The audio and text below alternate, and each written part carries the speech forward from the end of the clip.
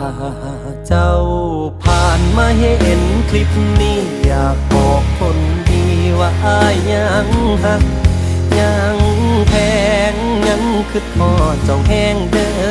อผู้สาวยังฝันกอดเจ้าอยู่วังยังกอดความหลังฝังใจหน่วยเก่ายังเป็นผีเป็นเท่าเฝ้าซากขาเอาทุกลมหายใจ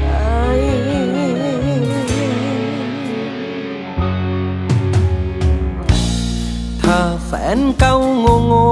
คนหนึ่งมีความในใจอยากขอหากว่าบ่รบกวนเกินไปถ้ามือนั้นทุกคำบอกลาทุกคำที่เฮ็ดให้เจ้าเสียใจมันแปลว่าหักเจ้าหลายเอาโหสิกรรม